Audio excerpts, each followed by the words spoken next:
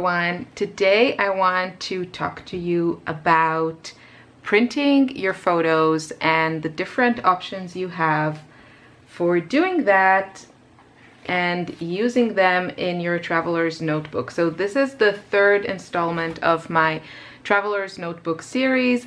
You can watch the first two parts, they're already up on my channel. So this is my traveler's notebook. Currently it houses my two inserts from a recent trip to California. For me, including photos in my traveler's notebooks, especially when I'm documenting a trip, but also for daily life, it is essential. It's a part of my memory keeping, storytelling, whatever you want to call it. So, so that's an important element for me, and I want to talk about all the options that you have. So this will be a information heavy video. I will leave all the links below and maybe a short summary of everything I'm talking about to help you out if you're looking for something specific. So let's get started. I think we can divide it into two main options. So one would be to use a printing service and one would be to print your own photos. With a printing service, this is absolutely the cheapest per print option, and put a pin in that because I want to say something about that when I get to printing at home. So it's definitely the cheapest per print, the highest quality. It's very easy. You don't have to do anything yourself except order the prints. And you know, nowadays you can upload your photos and have everything delivered to your home.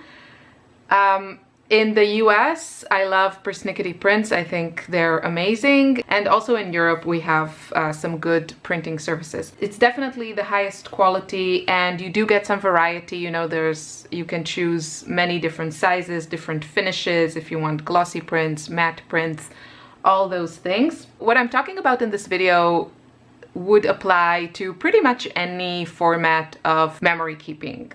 So if you want to include photos. So it's not specific for traveler's notebook, but I will of course talk about what I especially like to use and what I think works well for this format. But of course you could also order prints that fit nicely in your traveler's notebook. Nowadays there are also other services. I know my phone gets commercials from Lala Lab, which I think I used them one time. They make kind of more like Instagram photos. You can choose different frames. They have like photo booth. So you do get a lot of flexibility also with using a printing service. But I think for me personally, the advantages, so these are just like a few prints. Oh, so cute. This is Ella when she was a baby. This is when she was 1 year old. So it's really hard to, I think the quality is the best. And for me now, where I am in my scrapbooking, memory keeping journey, I'll probably, the way that I see it now, I will stick with the traveler's notebooks and then do photo books for also just to have that quality print, because it is something that is important to me, but I can't really include it, and I don't want to include it in my traveler's notebook because of all the reasons that I'm going to mention for printing your own. Another option is, before we get into printing at home, is of course to use something like an Instax camera, and I have the Lomo-Instant Automat Glass. This has a glass lens, so it's supposed to have a higher quality photos. And this particular design is called Kilimanjaro, but they have different ones. I really like this. I think it's super fun. It has all kinds of like little gadgets. I will link you to it, and maybe also like a video if I can find like a good video talking about it. The problem with this, of course, is, you know, you don't know what you get, and it's also really expensive. It's probably one of the most expensive options because these babies, they cost a bunch. So But there's something, like for me, there is something really magical about this, and I have decided I will be taking this with me to my next trip, which I'll talk about soon, I promise. So this, for example, this camera allows you to have multiple exposures. And so this is, one exposure was like a tree or a bush of roses, and then the other one was me. So it's kind of cool, like my eye looks like the roses. So you can do like really fun things with these, and I think for if you enjoy documenting as you travel, then, you know, something like this is really, really fun to play with. Okay, moving on. This is like a very, I would say, a specialty item. It's pricey, and probably for most people it's not really appealing. Now let's talk about printing at home. I want to divide it to 3 categories. We have like a regular printer, you know, A4 size or letter size or whatever you have. Then we have the, I call them like small photo printers, so something like the Canon Selfie or the Epson Picturemate, and then pocket printers. What's nice about the 2 latter options that I mentioned, so the smaller photo printer and the pocket printer, is that of course you kind of, your default is a smaller size, which I think works really well for a traveler's notebook. And of course you can also print 4x6 prints on your regular printer. As far as I know, like any printer should be able to do that. So the 2 smaller prints work really well for a traveler's notebook format, but of course it is a little bit limiting. So something like the Canon Selfie, and I'll put an image on the screen. I did have, I think, already 2 that died on me, and at the moment I'm not going to buy a new one because I used to scrap almost only 4x6, so it worked really well for me to have the Canon Selfie because it was so easy. It's just, you know, it's the default size, you just send it to that printer and it comes out in the size that you want. But now that I'm not doing 12x12 scrapbooking, I don't feel the need to it. If I do want to print a 4x6, I just print it on my regular printer. When I had it, when it worked, I really enjoyed it, the Canon Selfie. And what I especially liked about it, if you're a scrapbooker and also like a TN user, let's call it like that. It's easier to say traveler's notebook user. So if you like TNs, what's nice about the Canon Selfie is that it has a protective sheet that it puts on your print at the end, and that means that, you know, you can stick stuff on it and then remove it without lifting the ink, which I always found really useful because I rarely plan ahead and then I mess up and then I troubleshoot. So having forgiving elements is always a good thing in my book. So that's what I liked about the Canon Selfie, and that's also true for the paper that the sprocket uses. So you can stick stuff on it and then remove it. I don't think it's a protective sheet, it's just the way that these prints, the technology of them. So yeah, I really like the small printers for, you know, a smaller size. And I love the sprocket. I've spoken about it in other videos. It is super travel friendly. It's really compact. The prints are compact, like the refills are compact, and you could take this and like 50 refills in this little box. So this baby will also be coming with me on my trips. And the big minus here is the quality. It's okay, it's not great. And most of the photos that I have in my traveler's notebooks are from this, and I think they're like good enough in my book to tell the story. But that's also why I want to do photo books for like major trips, to really enjoy the high quality of like a printing service. So I don't feel that's enough for me when it comes to really documenting. Not the size, not the quality.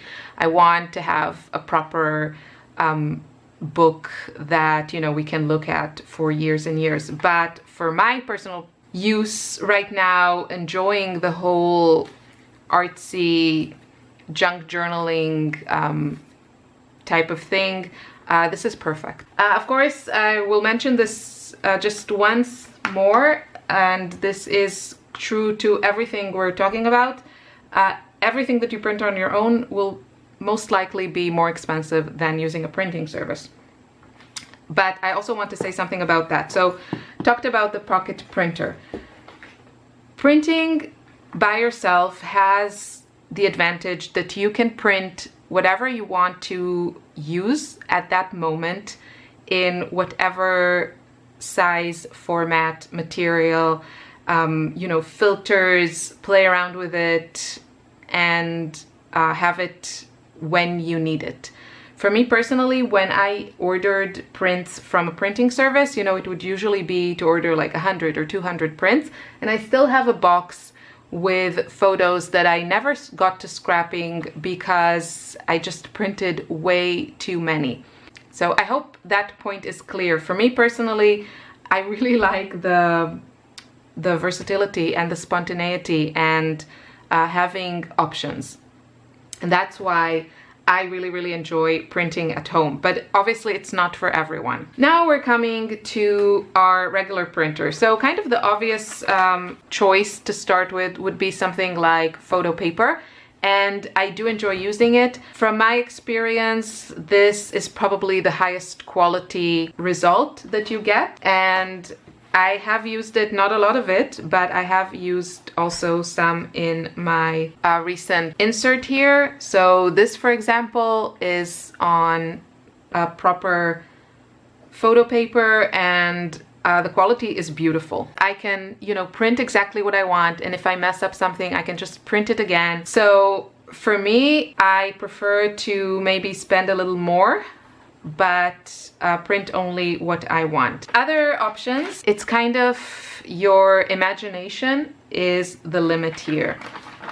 This is something I really enjoy using. So this is tracing paper. It's kind of like vellum. So this is just a printable. I just love it makes a nice noise. Now, when it comes to any type of media paper surface that you want to print on that is not photo paper, it might require some trial and error. So don't despair, try and play a little bit. Sometimes you will have to adjust in your editing software the saturation or contrast or something like that to get the result that you want. And also certain papers have limitations, so you might not be able to get the quality that you want. You will have to try, because it changes from surface to surface, from paper to paper, to ink, to editing software, to printer. So there are a lot of variables in this formula, and you might have to experiment, but for me personally, it's fun. It does create usually waste, so extra sheets of like mess ups, but yeah, from my personal experience, it's still less than printing a ton of photos that I never get to scrapping. So that's just my personal experience. Another thing I want to mention that I absolutely loved is a transparency. I got like this big package. This is for inkjet or laser A4 size transparencies. There is one side that you can print. It has a little bit more texture to it. I'm guessing so that the ink can really stay put. And these are a lot of fun, and you can see all the examples in my share, but I use this a lot because I really like the effect that you get with transparency. And I think it's nice also to just kind of leave it as a tip-in, so not just glue it completely down, but leave it in a way that you can move it around. And I'll show you actually one that I really liked that I made on my Disney insert. So I actually printed the same photo on, I think it's just sticker paper, and then on a transparency, and just layered them. And I think it looks really, really cute. So transparencies, I absolutely love them. And of course, you can also add, you can do this in no matter which way you decide to print your photos, but you can also add writing to it, like journaling. That kind of saves you journaling in your notebook if it's not something that you want to do. So here, for example, I added the words to "It's a Small World," and on this page I added here some journaling, and there's another one that I remember. Here, this one was fun to make. I printed the photo on just regular photo paper, and then I printed the journaling. I kept it on a separate layer in my editing software. So when I wrote it on the photo so I could get the placement right. But then when I printed it, I just printed the letters. I just like how that looks. I think that's really the fun part. It's one of the things that I love about using a traveler's notebook, the flexibility and the interactive element of it, that you can really layer these things, options that you don't really have when you're scrapbooking in and then putting your pages in a page protector. So transparencies, great option. This is some sticker paper, really cheap sticker paper. I think the intention of these is usually for like labeling, you know, letters or something like that. So this is really, really inexpensive. I think 100 sheets cost me €8 or something like that. So really good price point, and I love using sticker paper, and I'm going to show you also other options that have a sticky back. I think it's really, really fun to use and easy to use, and I also showed a tutorial of making covers for your traveler's notebook, or like not making covers, but decorating your covers or wrapping your covers with sticker paper. So I do really love it.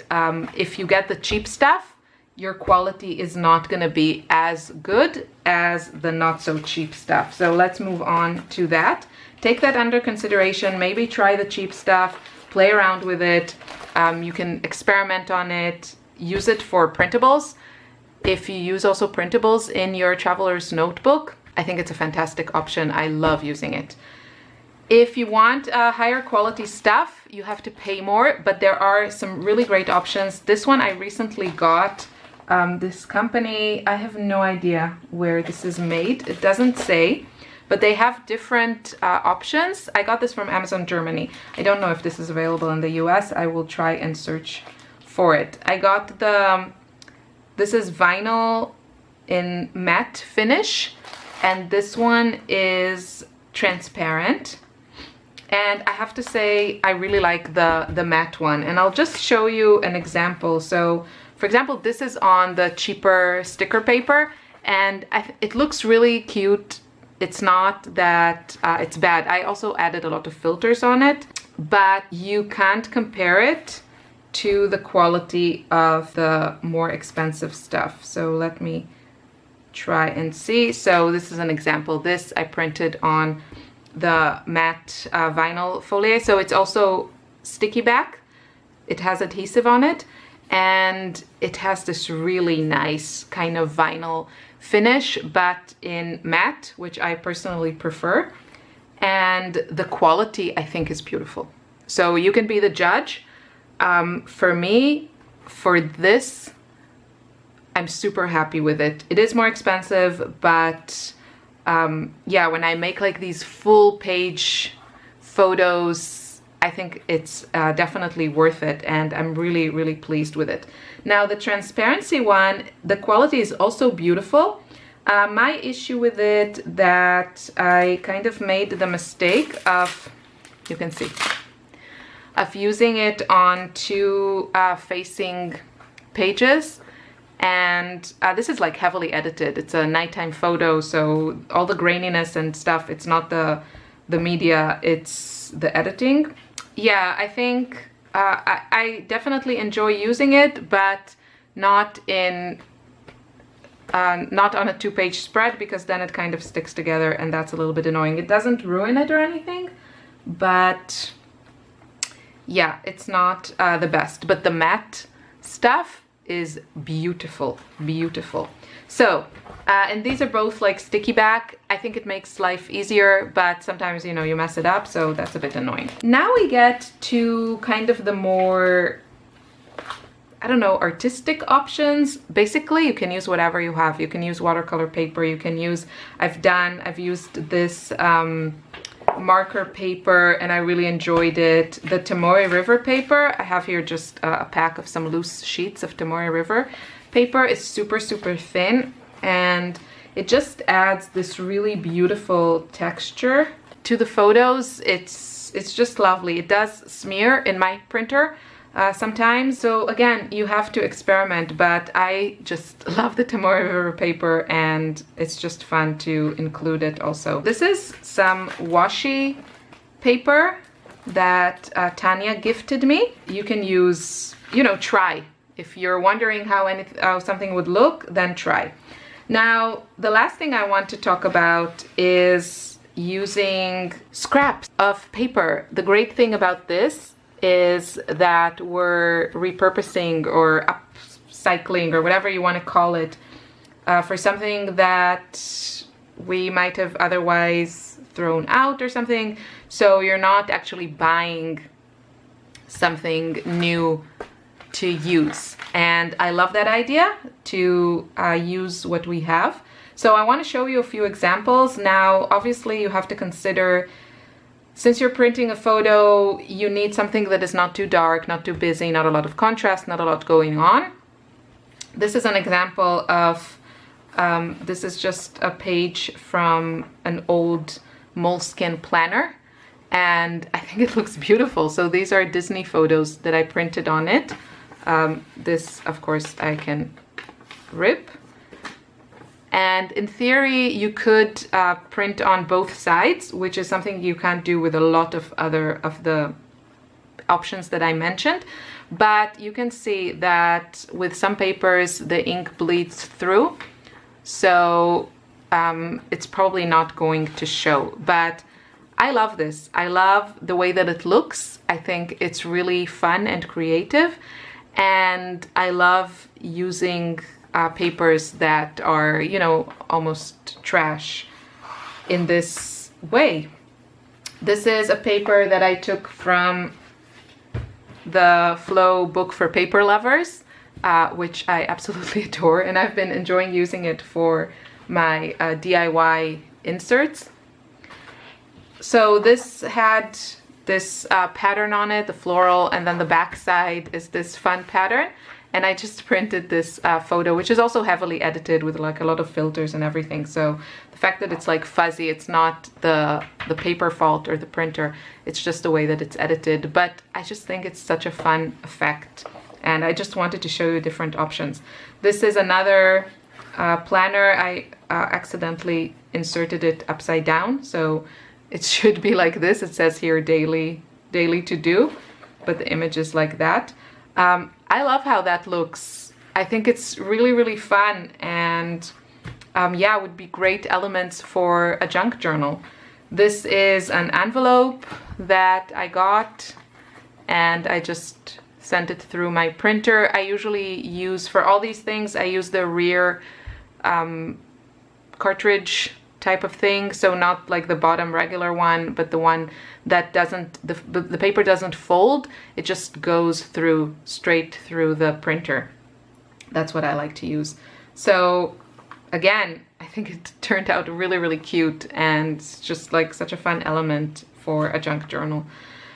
This was a book page, and again, I printed it upside down. So you see something like faces is probably not the best idea, although from afar you still kind of get the effect, but yeah, I think it's better to go for something like this. And this I printed on both sides, so this is from It's a Small World, and it's just really, really fun. I love the repurposing part of doing this. And this I got in a recent cute box full of goodies. You can find that video also on my channel. And that's how the paper looks. And I sent it again through the printer. And how cute is that? I just love that. So I hope this helped you, gave you some ideas, some inspiration, kind of cleared things, or maybe got you more confused than before. Leave me a comment and like this video and tell me what you want to see in future episodes of the Traveler's Notebook series. Thank you for watching. Bye.